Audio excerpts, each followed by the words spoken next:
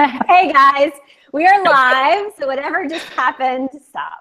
Hi, I'm Beth. Welcome to That's Normal's American God Chat. If you're new with us and you've never had a live hangout with us before, hi, welcome. Glad you're here. If you're listening to us on the podcast, welcome as well. Sorry for the crappy audio, but we don't do anything to this file. We just throw it up on the podcast for people who want to listen to it that way. If you're watching us on YouTube, hello, check out our other videos in our channel about other shows like Sense8 and Outlander and other stuff, Star Wars. I don't know what else we've talked about. My name is Beth. I write for That's Normal. I'm having a Dr. Pepper and the new caramel M&Ms. And probably some sour straws.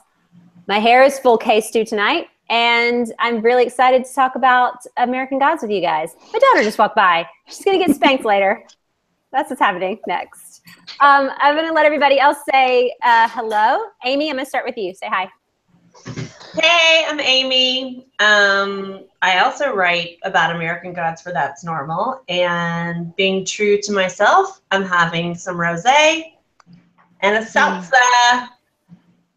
Ah, nice. My kid will probably also walk by at some point. So if your kid doesn't, you're failing, except for Nikki, who has a bun in the oven, which is a great to introduce her. Yes, why don't you say hello? Nikki is new. She's not the Nikki you're used to. That's the other Nikki. This is the new Nikki, Nikki L. Say hello. Tell us who you are, where you're from. I'm the new Nikki, and I'm drinking water because I'm having a baby. So hopefully the next time we do hang out, I'll be able to have more fun and drink grown-up drinks. You can do the pump and dump. Yeah, that's a good idea. I need to learn all about that. Yeah, beer is actually good. I did I've written one thing actually two things for That's Normal, and I did episode 6 of American Gods, and I did a little how to help moms acclimate to the social media age, and so I'm new around here, but I hope I'm around a lot more. Awesome. We're glad to have you. Thank you for joining us. Danelle, why don't you say hello? Hello. I am drinking a. Yeah. Okay. I am drinking a. It's got vodka in it and mango. I don't know, something. Good. Ooh, sounds good. Very nice. Courtney, say hello. Tell us where you are joining us from. Ciao. I am joining you all from Mena, Italy. And I am drinking one of the local, it's an Italian beer. It's called Birra Moretti. Hey. It's like Bud Light, but it gets the job done. I like how you brought out a local beer. I tend to say every time I'm having a local beer when we're here, because I'm like, guys, you should really have this great Memphis beer. And then I'm like, nobody's in Memphis. Well, I'm the only one. I feel like whenever people think of Italian beers, they're like, Peretti. I'm always like, well, I'm sure. Tons. Yeah, I'm sure that's the one I know. Yeah. Beer. I wouldn't know that it was like Bud Light unless you had told us. Yeah, that's what my husband likes it probably. You could have told us it was really cool. I'm always like, guys, Memphis has the best water anywhere in the country. You have to have our beers. And everybody's like, I'm in Memphis. Did you know I'm in Memphis too? We're both you in Memphis. are? Yeah. I'm downtown. What is going on? So in a few weeks, Nikki will be able to enjoy those Memphis beers you've been talking about. What? Memphis? That's fantastic. Let's just have a family reunion really quick. What's going on, you guys? I'm kidding. We will talk about it when we're done. We'll do that later.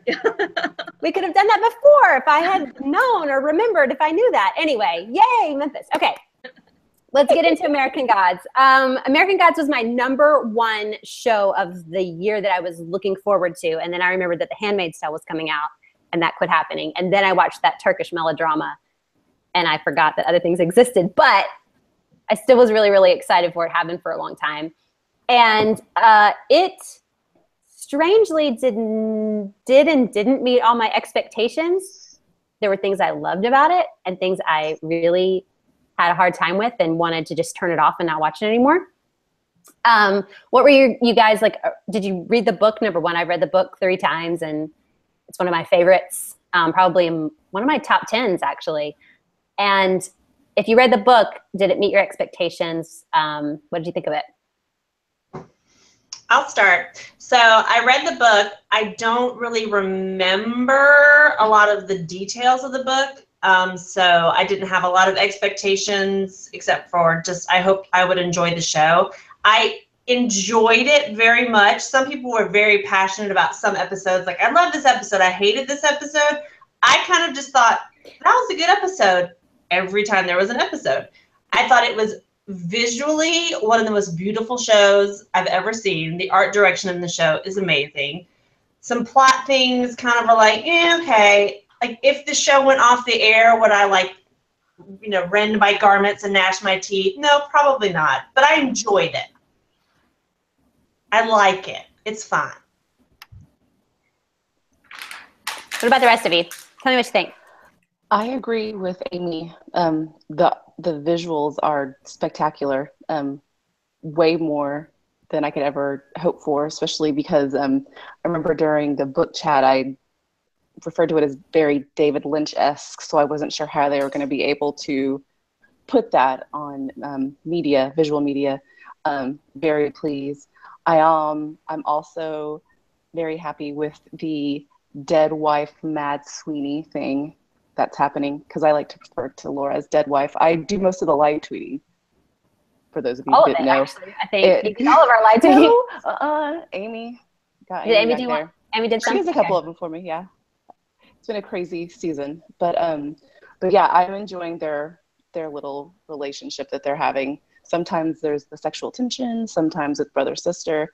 But and I just really like Pablo Schreiber as Mad Sweeney. He's taken the show for me. Yeah, I like him too, a lot. What about you, Nikki? What did you think overall? I'm really enjoying the show. I think I read the book maybe in college, and I don't remember any. I'm actually thinking I might not have finished the book. So I think for me that's helped a lot, because I remember enough about it to not be completely lost and confused about what's happening. But everything is still kind of a surprise. So I think it's good that I've kind of forgotten Yeah. the book. But yeah, the visuals are just incredible, and I like the way that they're expanding on these characters that were such minor roles in the book are getting a bigger role in the show, and I think that's helping a lot. But there are some episodes are great, and then others, like the whole Laura episode, I think they could have summed that up in 5 minutes and moved on. And they kind of get hung up on these things, Yeah. and draw them out. But other than that, I think the show's great.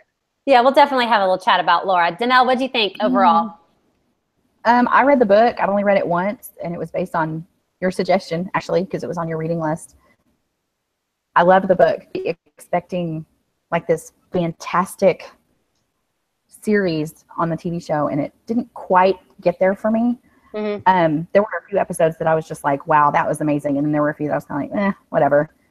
I am looking forward to next season, but I'm not sure where they're going to go with it. So we'll see. Visually, like everybody else has said, it is like everything that they've done has been really pretty visually. So I agree with everybody on that one. I think that's kind of down to Brian Fuller. I mean, he did Hannibal and Pushing Daisies, and he is great at that like surrealist visual medium that we saw in Hannibal that was so wackadoodle, but at the same time you could not look away. And I have really enjoyed like a ton of the costuming and a lot of the just the way the characters have been, the cinematography and stuff like that. Some of that's like really amazing to me. Technical Boy's been great. Bilquis has been great. And then I think Mad Sweeney's great. And then I want to get into the first character that I want to talk about, which is Media. I love Gillian Anderson. I'm a huge fan. I never watched X-Files. I feel like I'm a little too young to. I feel like I'm a little too young to have watched X-Files. Like I was still watching like. I'm teen stuff. 43. I'm old enough to watch X-Files. I did not watch X-Files. Okay. I watched X-Files and I'm 38. I loved it.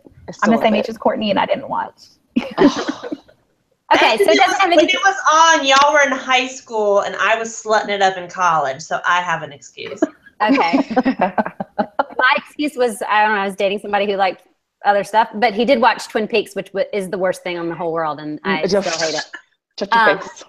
Hate. But I love Gillian Anderson. I think she's fantastic. She's fantastic in Hannibal. She's really great in The Fall. I think she's amazing. And I hate her as media.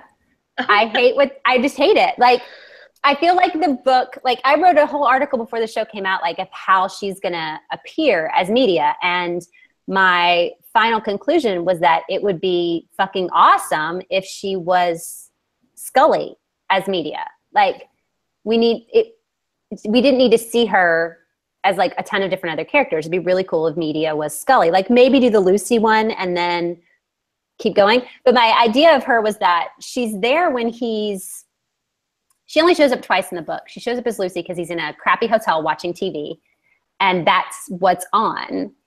And later on, she's a newscaster because that's what he's seeing. She's not these like incarnations of old media, like Marilyn Monroe and Julie Garland and Easter Parade. Like, I get them thematically, but like in terms of what media he would be seeing in those moments or how media should appear in moments now.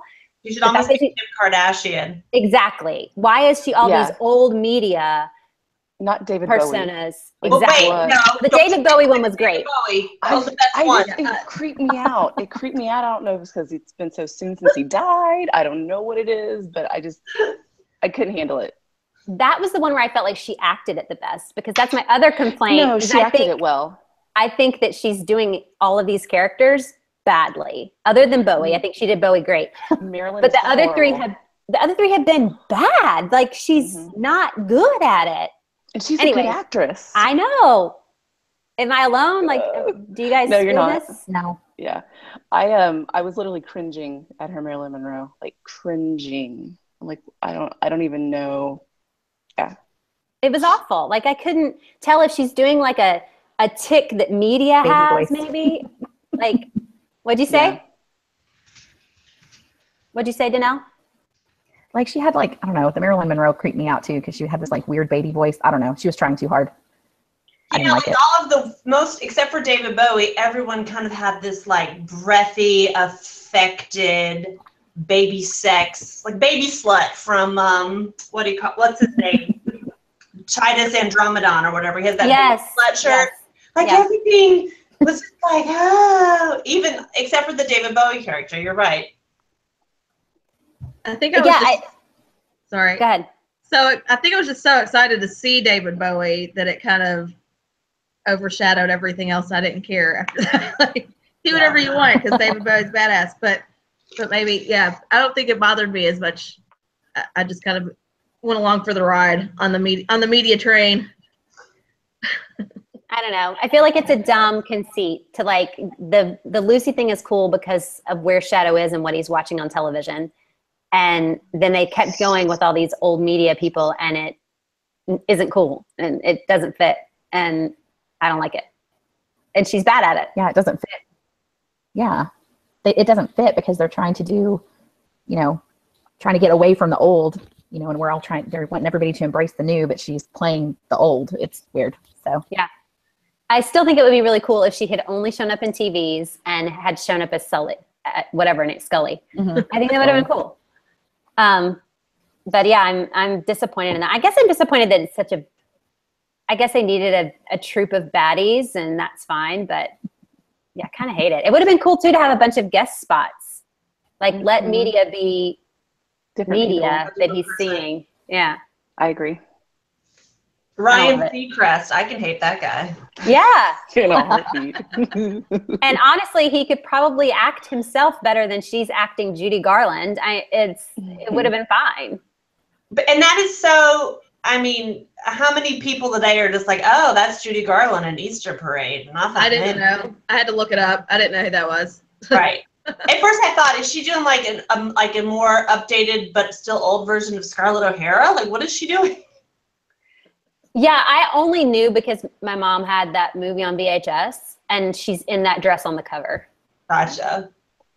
I'd never watched the movie, and I don't know anybody else that would. And I could tell she was kind of trying to do Judy Garland at first, but then it totally derailed and was really bad. So I don't know. I just don't love it. I don't love that whole thing. And I think that Bruce Langley, who plays Technical Boy, is fabulous. Mm-hmm. Such a good actor. He's doing so well. And he's one of the most charismatic, I think, on screen. And I almost feel bad for him when he's playing off of her. That's awful to say. Whatever skincare regimen she's rocking, I need it because she looks amazing. That's true. That's the truth. And she's awesome in general, but yeah. The media's not doing it for me. Let's talk about some other main characters. How do you guys feel about Ricky Whittle as Shadow and Shadow in general in this show? Sorry I'm playing with my hair so much. It's really long. I'm trying to not, I'm sorry. Anyway, what do y'all think of Ricky Whittle? He's so pretty. so pretty. That first episode was so beautiful. Is that the white shirt? Yes. Mm-hmm. Yeah. Just gorgeous. White shirt. Ridiculous. Was Shadow this dumb in the book? Like, I feel like that written is kind of dumb. He was. Was he? I don't know if he was just dumb or he was just oblivious. Like, he was at this point in his life after everything that had happened that he was just numb to everything around him. So he was just, some of his sensories were turned off. So he wasn't as aware as maybe he would have been. That's what I thought. I felt like he was much more stoic in the book and a lot less emotional. Things did not bother him in the book the way that they tend to bother him in the show. He got a lot less. Yeah, upset. I didn't feel like he got. Yeah, I agree. I didn't feel like he didn't really feel like he was Shadow to me for a couple of episodes, and then I finally was like, okay, there's a little bit more of what I was expecting from what I had read. I felt like the first episode specifically was such a good book episode. So he felt like Shadow to me because that was the first and maybe the only episode that was so much like the way the book starts out and plays out the way the book plays out. I think he kind of gets lost in the episodes after that. They're throwing so many other characters at you that you kind of lose the focus of Shadow for a little while. And then he finally kind of comes back in later episodes and actually starts questioning more about what's happening instead of just letting things happen to him. Yeah. I think he was very... I can't even talk about the Laura episode. We will get there specifically, but Ricky felt very Shadow to me in the Vulcan episode. I guess that's episode 6. Yes. He was just kind of taking things in and watching them happen to him and reacting very understatedly. And that's how I kind of feel like Shadow is in the book.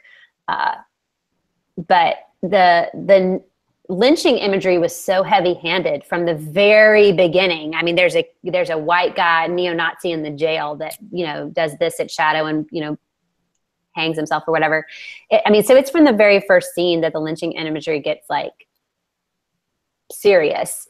And I was uncomfortable with it. And I don't remember that much lynching stuff going on in the book. And it made me feel really weird.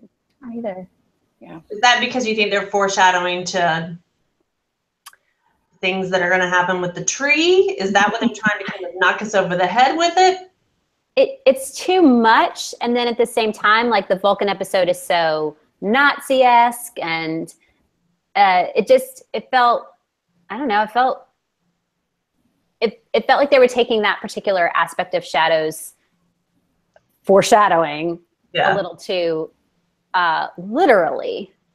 I don't know. Yeah, it feels like to me they're making a lot of commentary on not when the book was written, but kind of current day America, and especially there's a lot more Jesus in it, which wasn't really so much in the book. So talking about America, you can't really, I mean, he is the American God. And then talking about, you know, our love affair with guns and obviously the neo-Nazi, far-right, alt-right stuff that we're experiencing today. I feel like they're kind of, and I'm not opposed to it, it just feels like they're kind of ratcheting up some of that, especially with race relations and, you know, we're being a racist country. It's like they're not ignoring anything. They're kind of adding to kind of the texture, I guess. It makes it feel more American to me. Well, they said that in the commentary about, especially about Technology Boy, how in the book he was like this fat, pimple-faced kid, and now he's very sleek and he vapes, and which they adapted him more for 2017 versus 2001. Yeah. And so it would make sense if they did it for more than just Technology Boy. Yeah, I loved the addition of Vulcan in that way. Like, and Neil Gaiman, you know, was consulted and helped them write Vulcan in and how it would look and all of that. So it wasn't just like a full, they threw him in there. But I did love his episode in terms of giving us another god to look at and how they would have made it in America. I thought it was genius. Yeah, for sure. Genius. But I think the book itself is fairly genius most of the time. So, Technical Boy, let's talk about him, because I already said I think Bruce Langley is fantastic. And yeah, he's definitely a 2017 tech god. What's he missing though? I don't feel like any of the Mr. World, Technical Boy, or media, they don't feel, what's the word, scary enough to me. I don't have a sense of dread so much with them. I was hoping that I would feel it when Mr. World walked in, because it being Crispin Glover. Yeah. But they're not bad enough. Yeah, but I agree. Like, where are the stakes? Like, I'm entertained. I find the writing interesting and funny, and it's pretty to look at. But like, I need to start caring that someone's gonna, you know, come into some bad stuff. And right now, I haven't yet found that character where I'm like, I hope they're okay. And this bad person is gonna be the person that brings them to their end. I'm not there yet. Yeah. Yeah, Media Boy is just more of an annoyance. He's like my 4-year-old kid that whines all the time. I mean, but that's part of his character, and I get it, but he doesn't have that force to be reckoned with. And the same thing with Mr. World. The first time I saw Mr. World, I was like, it's George McFly. Yeah. and I just couldn't get past that, but that's just me. I love Crispin Glover. Mr. World. Oh, go ahead. Go ahead, Danelle. Go ahead. Sorry. No, you go. I do. I also love Crispin Glover, and I actually thought he was pretty creepy as Mr. World. He creeped me out a little bit. I didn't think he was scary. I just thought he was kind of that you kind of look at when you pass him on the street, thinking, "Ooh." Like, you know, sex offender creepy. Yeah, sex offender creepy. Yeah, that's what he was, for sure. And Technical Boy didn't scare me at all. I just kind of thought he's like an annoying kid brother. Yep. You know, like not really scary. So, which was what I was expecting. Especially the whole back and forth when he was trying to get him to apologize. I was like, oh my gosh, make this end. Yeah, there's not really any stakes at this point. I mean, media and Tech Boy and Mr. World are not into harming humans. They don't have the same kind of like, you know, fuck with humanity kind of thing that the old gods do. And they don't, for some reason, as for what we were told, I guess, in the last episode, have any reason to want any of the old gods to go away, which is weird. Like, if they're going to war, you would think that you would want Mr. World to have them go to war. So you're right. There's not a whole lot of worry that they're after them. I guess it would be cooler if we could have seen the deaths of the police in the precinct and anybody else that they killed. I mean, Tech Boy strung up Shadow, and I guess that's awful, but it was in slow-mo and it was his goons, and I don't know, I feel like if I could have seen him kill him in a technical way or seen media like kill police people, like through their phones or something, it would have been maybe a little bit scarier, like the way they were intimidating or the way that they were ominous. They're not ominous. Even Mr. World's like clippity clap with his wingtips into the police place was not really very ominous, especially because yes, he raises his head and it's George McFly. Do you think they're playing this out and kind of taking it slow for seasons to try to buy up time in seasons? Well, if they want to keep me interested in what's happening, from a year from now for 8 more episodes. It's true. That's the only thing I could think of because I was like, there has to be a reason for this because it just doesn't make any sense. Well, I mean, if without any spoilers from the book, stuff is going to happen, and and there is going to be, more going on, and obviously, I think they're building up to something that we're not, even as book readers and book lovers, we're not like prepared for. I think that. Focusing a lot on Bilquis and Easter and some of the other gods that we're not used to seeing, we don't see a lot in the book, is helping us come to the realization that there's going to be something bigger in season 2. And this one, again, they're setting up characters that we're holding on to for a couple of seasons. So I think next season will be really, really great, especially since we don't have to deal with Laura's backstory. Segue into the worst episode ever. Try writing about it. Oh, it was so boring. Awful. Danelle, you did our recap for it. So tell us what your thoughts were.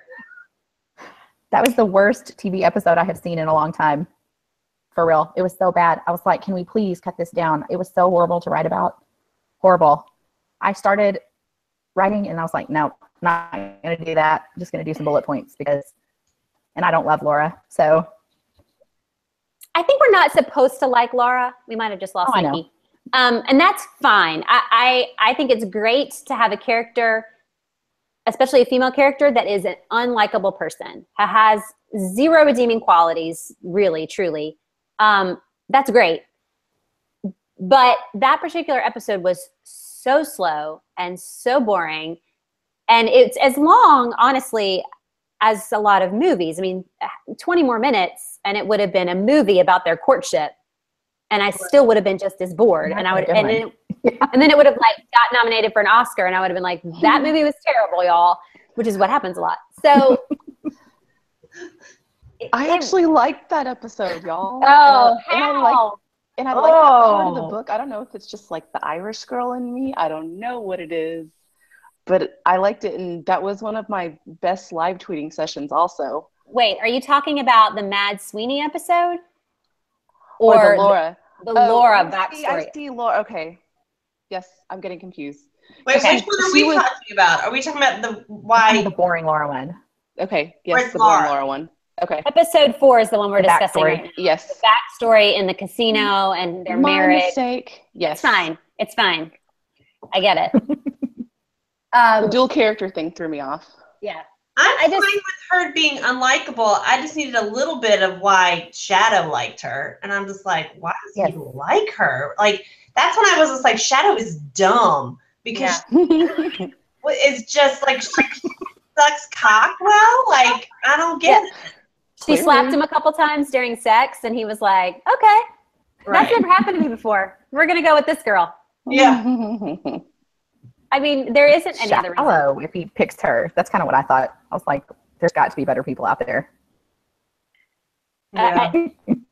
I don't know what he had been experiencing in women heretofore before meeting Laura, but I hated it. Hated it. She works for Kegels.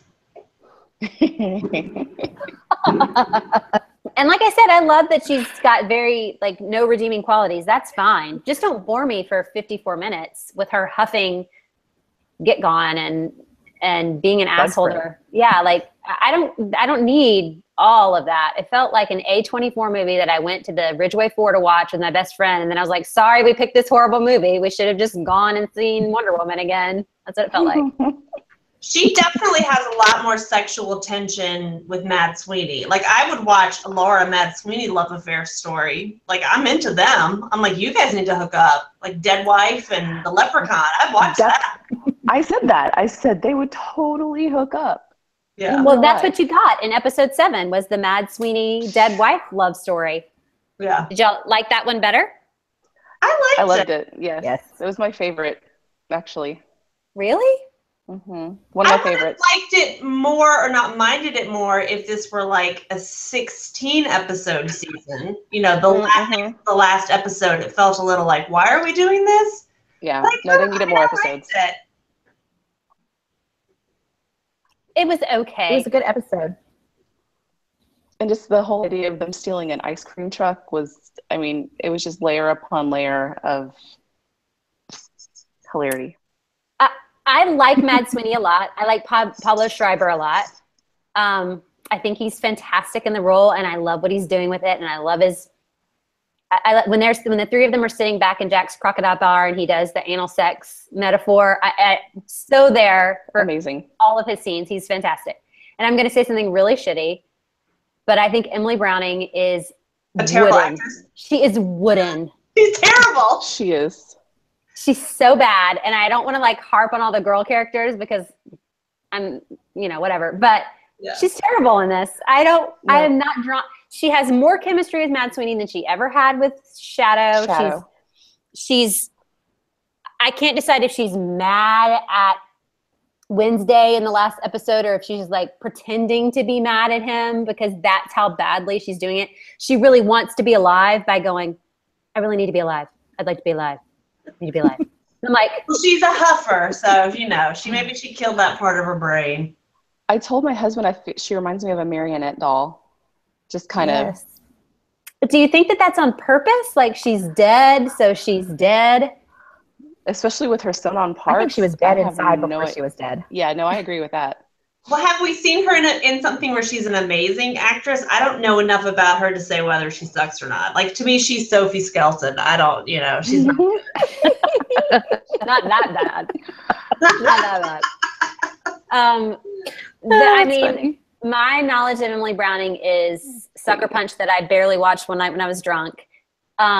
Series of Unfortunate Events, which she's like 12 in.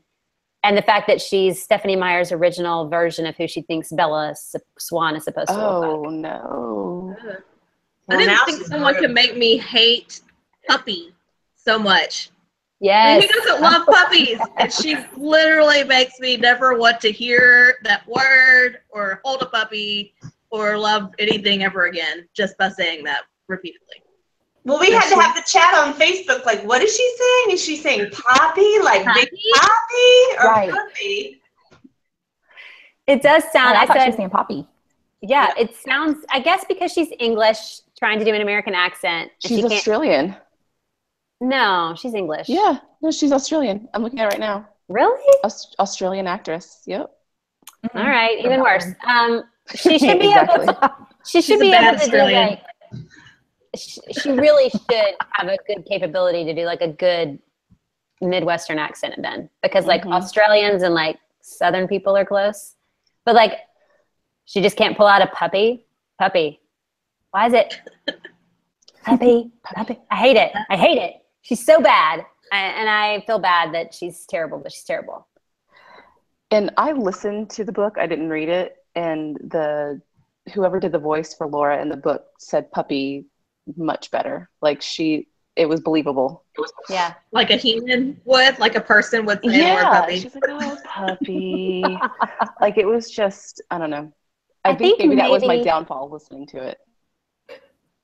I'm going to give her the benefit of the doubt and say that her very wooden performance and her very horrible puppy is acting choice that she made because Laura doesn't love Shadow and puppy is not a term of endearment. It's kind of condescending. So maybe the fact that it doesn't sound affectionate is an acting choice. Yeah. That's my benefit of the doubt for her. Acting choice. She's being all Christian. Bless her heart. She can't say puppy. Right. She don't know better.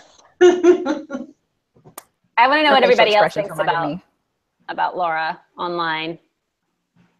Although I'm being terrible about looking at Twitter. Jamie doesn't like her.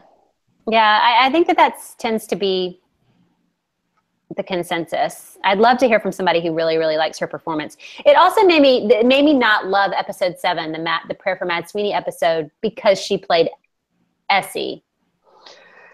and I was done with her. And I get why they did that. I see it. Smart on ya, but I hated it. Yeah, I hated it. I enjoyed that episode, but maybe not the placement of it. I also thought that being the second to last episode was a weird spot for that. Just You're right. Leading into that big ending, they kind of slowed their pace by throwing that in there where they did. I didn't get that. They needed another good 2 to 4 minimum episodes for that placement. It was just weird. Yeah, and it didn't make sense when you got to the beginning of episode 8 and Shadow's like all pissed at Wednesday for killing Vulcan, and killing Vulcan was a while ago. And you're like, what is he pissed off about? And so you're right, there's not a good buildup. I feel like they really should have condensed Essie's story to a Coming to America story, just like everybody else's, and just kept on going with the regular like season arc the way things had been going. Because it just, both of those episodes where everything was pulled out and you were away from Shadow and Wednesday's like road trip felt like major deviations, and were, to me, not that they weren't good by themselves, but they took you out of the rest of the arc of the season and were boring. And I think the Coming to America part is such a great conceit. It was kind of like, we're going to introduce me to the new gods, and then now we can kind of get into the story. And the best one to me was Mr. Nancy. I mean, that was some of the best television I've ever seen. The writing, the performance, it was awesome. Yep. And then I felt like it was its own little novella before the story started. And then the Prayer for Mad Sweeney was just like, I got 10 minutes of Mr. Nancy, and now I have 59 minutes of this? Yeah. Absolutely. It was too much. It was way too much. I could have easily done without it. I loved the Coming to America. Even the one that was animated, that didn't leave us with a god that remained, I still was like totally into it. I was there for that. Wait, wasn't that god remaining? Because it became a tree, and then you saw the wood with the eyeball, and then that's what came out and stabbed everybody. I remember. I think he says, I recapped that one. Okay, I'll believe you then. I know that there's like, because in the book there's Mr. Wood and Mr. Stone. Yeah. And they're like the Black Hat goons with Mr. Town, and they're in the, not in the pay or whatever, but they're with Mr. World. And so they left with the idea that when the head of that god was kind of absorbed by the forest, and all you could see left was the eye, which kind of got absorbed by the tree, which kind of became the eye of the tree. And then that was what they focused in on the desk before the arms and stuff came out of the branches came out to see. No, I missed the eye with that god. Like, I thought it just dissolved and went away. But yeah, that makes more sense. I wouldn't have probably gotten it if I hadn't watched it like 4 times to recap. Oh gosh. Okay, so are there any specific characters or scenes or anything that you just like are dying to talk about? Because I want to talk about a couple of theories I have and next season as we wrap up. So what are you just dying to discuss? I was promised that we would talk about dicks. Let's do it. Lots of dicks. As I eat this sour worm. Fallacies. There were so many dicks in this show. I think there was a dick every episode. But I don't feel like it was forced. Like, sometimes there's boobs in movies just for boobs' sake. You know, like in the old, like, Porky's and all that. But it was all very going with the storyline. It wasn't forced. It wasn't, hey, let's just see if we could throw a dick in here and see what happens. I don't know. There was no superfluous dick, is what you're saying. Yes, that's what I'm saying. Thanks for the big words, Amy. Also, it wasn't just that there were dicks; is that there were erect dicks. Several of them, and it just felt. And this is going to sound weird. It felt kind of good. It felt kind of good to see someone. It did. It totally did. Yeah. I'm Don't gonna go with good. I It's mean, not weird. the It's guy floating in the vaginal nebula with his Yes. erect dick with a happy look on his face, like normal. What's great about that is the idea Totally that fitting. when Bilquis like absorbs them into herself and they go to the vagina nebula for all of the rest of eternity, they're in constant orgasmic pleasure state. Like Yeah, that's They're happy to go. They love it. They're happy to go right there. it's like a really good way to go. And then live out your afterlife. Take me away, hungry, hoo-ha. Take me Oh, away. there she goes. got it. You got it in. Yeah. To me, my favorite dick was Salim and Yes. what's his name? Mm-hmm. The original. Yeah. The Yeah. 10. The gem. Jim. Jen. I Yeah. loved that story. Me And it too. was a beautiful scene how it happened, like from the Yeah, it was unexpected. But when It he was touched really him and then they beautiful. just switched hands, it was just lovely. Yes. Yeah, I loved it. It was Every very minute of it. sweet. It was a very beautiful love scene.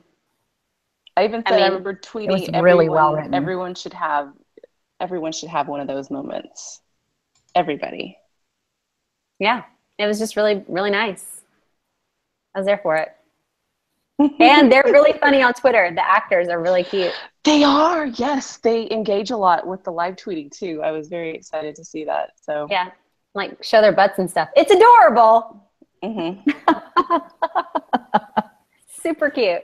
No, it was a great scene. And I even loved Salim's story, Salim, not Salim's story as he's searching for him. And I just loved the idea that he fell in love with this demigod creature and is off to find him based on nothing really. Genji's. Gotta get some more Genji's. Mad Sweeney cracking on him about that was also one of the best scenes. Yeah. Did you get a genie in your bottle? Was hilarious. That's why I love Matt Sweeney. Like, I feel like he could give a shit who you love or who you fuck. He will just make fun of you regardless. And his commitment to calling her dead wife is just Amazing. so good. I love it. How do you feel about him Weird being? that I'm like sexually attracted to him because on Orange is the New Black, it could not be more of like sex napalm to me. But like on this show, I'm just like, get it, Lucky Charms. Well, even when he was in Law and Order SVU and he played that really creepy character that kept taking Olivia Benson hostage and like, I think he was trying to rape her. He was a horrible character on SVU, like just a very bad person. But I love him in this. Like, oh, I love him. I think part of it is in American Gods, they allow him to be as big as he is. Like he's 6'5", I think, 6'4". Huge. He's gigantic. Did you guys know he's Liev Schreiber's brother? What? Yes. Wow. Yeah. Yeah. Ugh. That's blowing My your question mind is, right when there. are we going to see his penis? I don't know. I know, right? That's what I was waiting for. Season 2. I really want to talk Colorful. about the party that I went to last summer where Pablo Schreiber and I were talking for a really long time, but I don't want to talk about it, but I do want to say. Like, go on. Was it at Comic-Con? Yeah. Oh. And he's really, really nice and very tall. I think he's 6'5". We stood in line together. We got like American Gods t-shirts. They were screen printing them at the Stars party. And we were discussing like the placement of where we were going to put our screen printing for a really long time because we stood in line for a while. He's beautiful and very tall. Very sweet. He had to wait in line for a shirt. We were all the screen printing guy could only do so many shirts at once. Well, I figured he would just get one because, he kind of Well, Deserves it.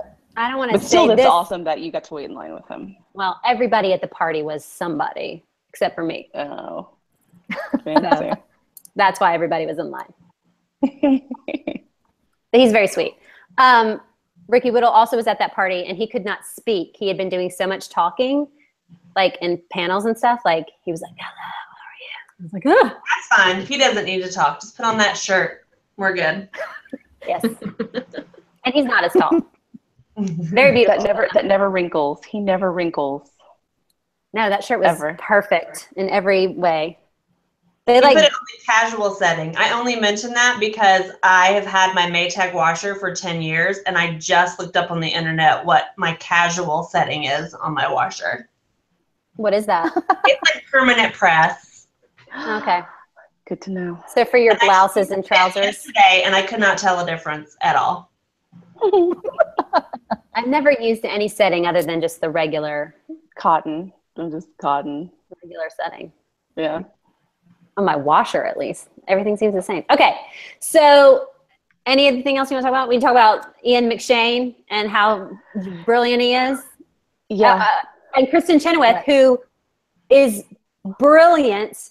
She's so watchable. How does she command every scene that she's in? She's sitting there playing against Emily Browning, and you want Emily Browning to just be, she's just like a smudge on the TV compared to Kristen Chenoweth's beauty and magnificence.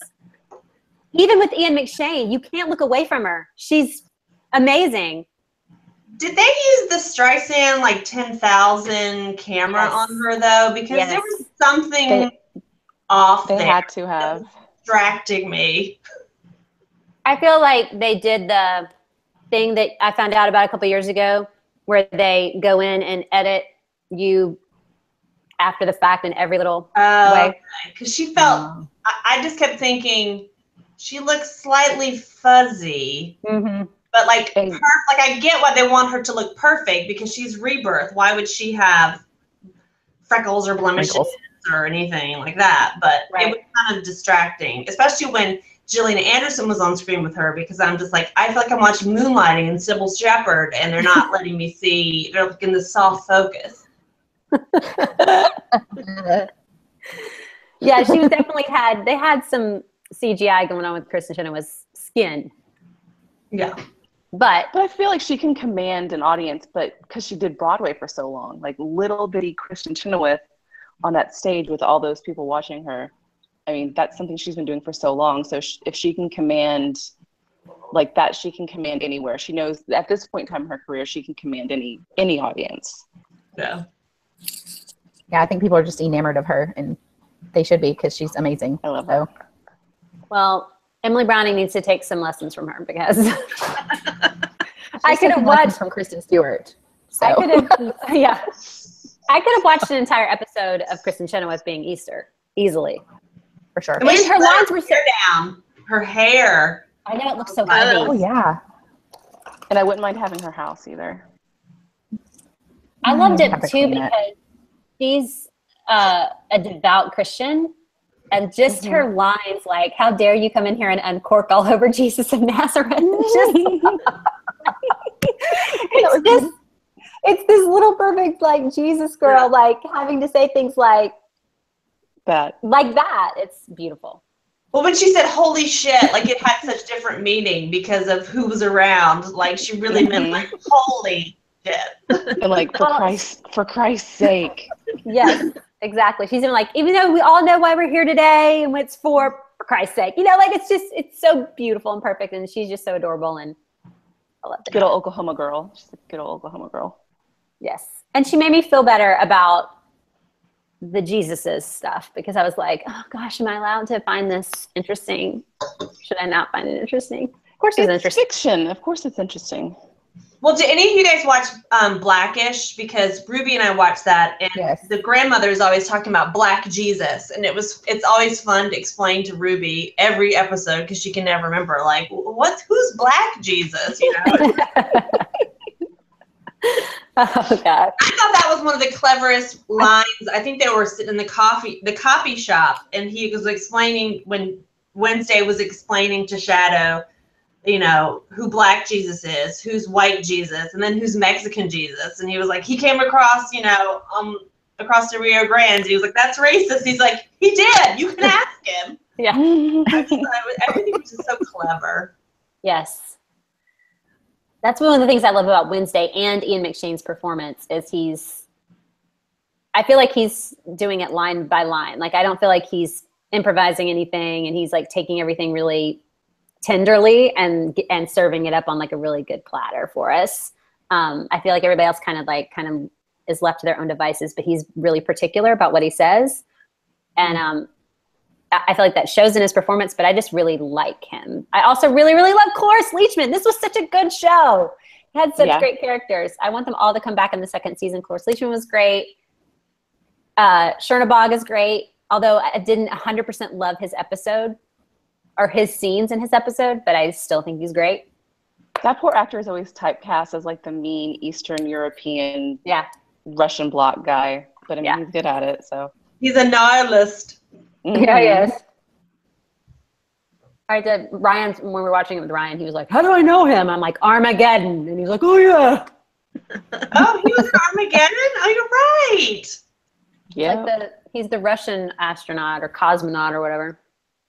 Anyway. Right. Peter Stormare, that's his name? Yeah. He's probably hilarious in real life. Did you meet him at the Stars party? No, just Neil Gaiman and Ricky Whittle and That's all.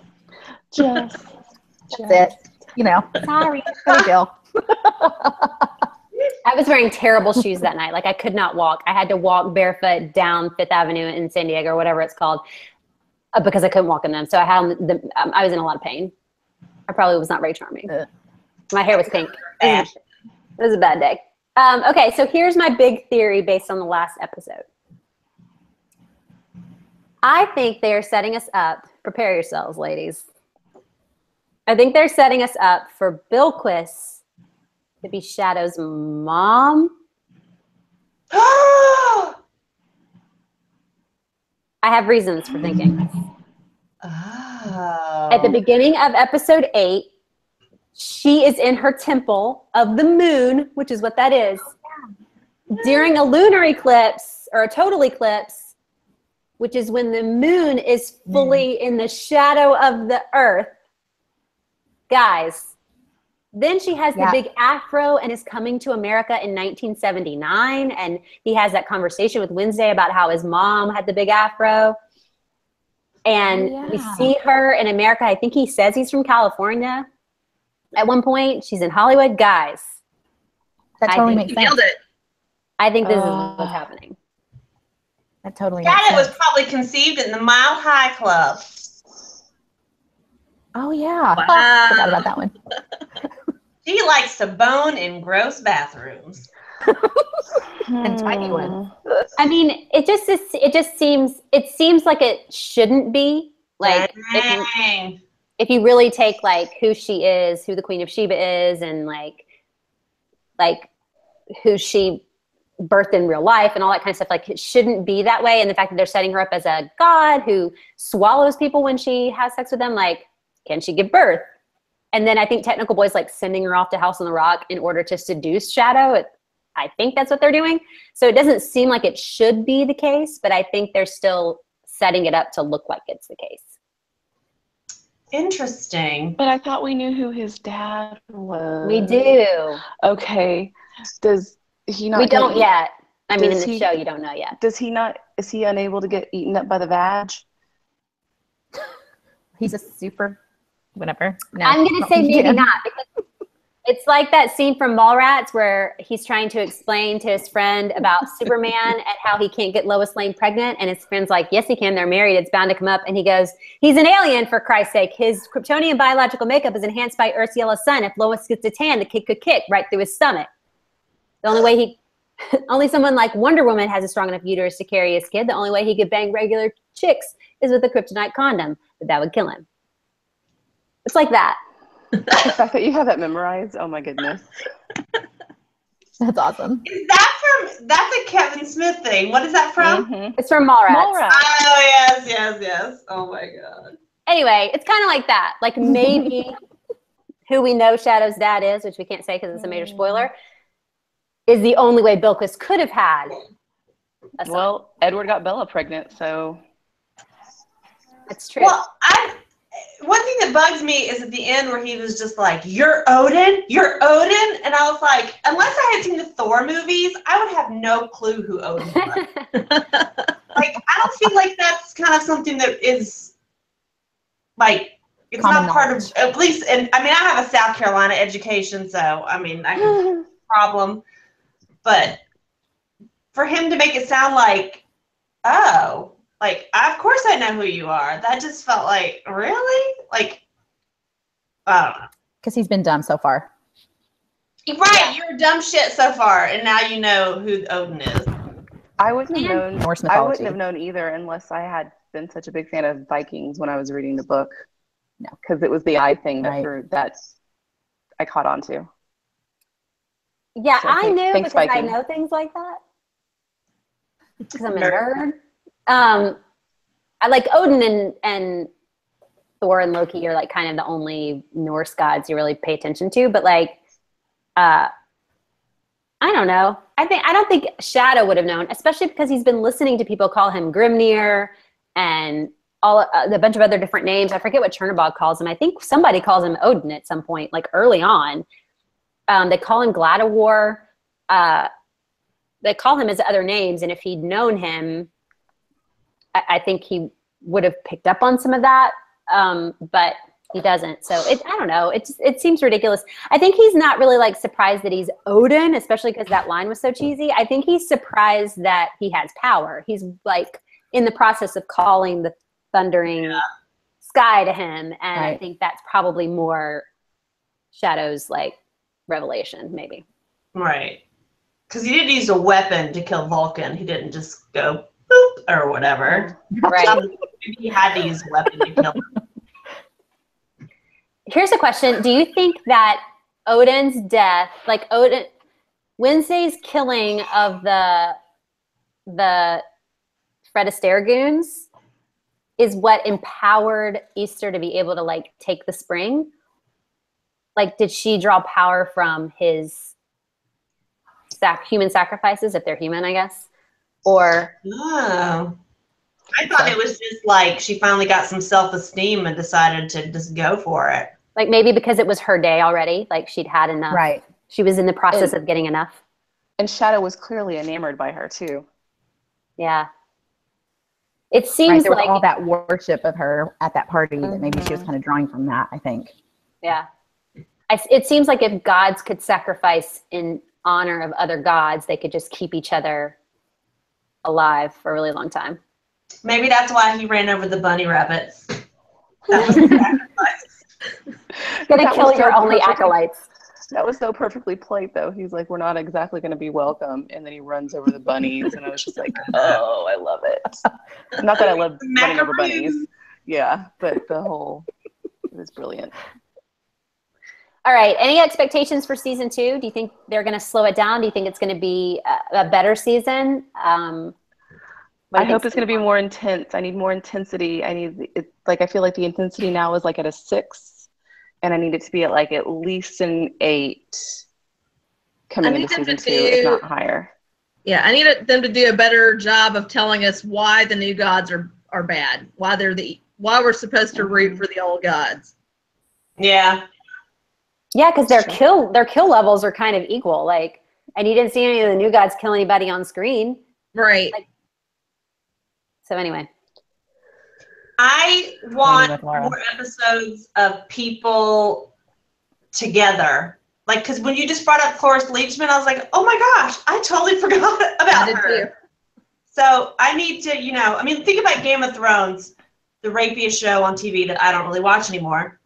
But there's tons of characters in that, but you never really forget about anybody because they're all kind of interwoven and you see at least most of the characters during every single episode. Yes. And I need a little bit more of that. I agree. I think we will get that as they kind of convene on Wisconsin. Yeah, they kind of have to. Mm-hmm. But I don't know how the season's going to be like pushed out. Like, is House on the Rock going to be the first part of the season and that's what we see, or is it going to be the culmination of a whole nother 8 episodes, which would be Had they been cleared for just season 2 or season 2 and 3? Just 2, I think. I think a lot of that's going to depend on the clearance. Yeah, absolutely. Yeah, absolutely. That, as with any TV, they can't really go any farther until they know what's going to happen. So, well, 8 episodes is really short, and then are we going to be waiting, a whole other year? Yeah, I think about some of the characters. We haven't met Sam Black Crow. He hasn't gone. he really hasn't met. He hasn't done anything. He hasn't met Ibis and Jackal at all, has he? We No, have, Laura because did. well, and they're also, is it Ibis or Jackal who's writing the Coming to America stories? Jackal, or no, Ibis, but Jackal. he's yeah, that's the other thing. Like, we're running out of Coming to America stories. Like, he's gonna meet like what? Who? John? He's got like Johnny Appleseed, left, and like they're clearly gonna use their creative. Yeah, they're gonna have to add in Coming to America story. Yeah. Yeah, and that's great. I would love to see more gods that I'm unaware of, and like how they get here, and like what that looks like. I want to see Salim meet, find his Jen. There's like a lot of stuff that could happen. But then there's also like a well of things that we know happened from the book. And there's one part of that well that we haven't seen at all. And that's the Lakeview part and Sam Black Crow and all of that. But that part doesn't have jack to do, not really, with what's going on. Yeah. So there's like a whole well of things they haven't drawn from yet. And then there's a well that they've already run dry, which is the Coming to America stuff is like gone. They're done. They've done all of those, or at least majority of the ones that I can remember. I wonder if 2 is going to be Wisconsin, 3 is going to be Lakeview. And just condense it, because that was a really long part of the book to me. It was. The Is Lakeview part. Almost too long. remembering this book right? Is that like when Wednesday kind of drops him off and he gets a footnote? Oh, okay. Yeah. He hides him because Mr. World like comes after him. And so he hides him first in Cairo and then in Lakeview. And like, I love when he meets Sam Black Crow. I enjoy that part of the book, but it doesn't really have a whole lot to do. It's more Shadow's journey, like through other things. So we'll have to see. But I think he has to go through his journey for the end game, like what happens at the end of the book. I think that's as important to what he does as all these questions and oddities that he's experiencing.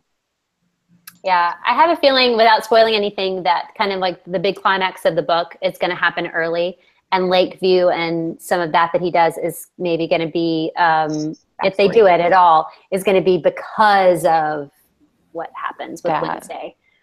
Maybe Shadow goes away for a while to process some of the climactic stuff. We'll see. That would work. But if they're setting up Bilquis to be his mom, they're taking things in a whole new direction that has nothing to do with really what goes on in the book, which I'm fine with. So far, the additions have been really, really great. So. And then maybe someone will stay with us a little longer than he does in the book, but I'm not going to name any names. I'd like to see lots of Mad Sweeney, to be honest. I can keep up with that character. Especially more of him specifically. More. Not specifically Danelle. There's enough penises. We should do that one. We should. I want to see it. We should tweet Brian Fuller. I think he follows that normal now because he was retweeting some of my stuff from episode 7. Oh, good. Just throw it out there. Say, hey, Brian Fuller. Please, Mad Sweeney, make everybody happy. Just saying, He's so sweet too. Whatever. Say that to him. The power of suggestion. One of y'all say it. I can't do it. I'll do it. All right. Thank you for joining us tonight. We had a great time. Thank you to the panel, Nikki and Danelle and Courtney and Amy and me. Seriously, guys, thank you for joining us. If you love American Gods, go check out that's-normal.com and see all of our coverage of it. And if you have more to say, if you want to be a part of the conversation, email me at beth@that's-normal.com. Maybe we'll do another one of these where we talk about all the things that you guys wanted to talk about, and we read your emails on the show and come up with more theories about Bilquis and more mythologies that I don't understand, and we can really dig into the weeds in it if you guys are smart like that. So anyway, see you guys later. We have no new Hangouts to announce, so we will hang out again when something interesting happens. We'll see. Maybe we'll talk about all the Star Wars nonsense that's going on. I'm going to be the only one who cares about that, but needs to be discussed. You are the only one. You are. It's okay. I'm not the only one. It's a big deal. It's being reported all over the world. It's a big, anyway. Good night, everybody. Bye. Good night.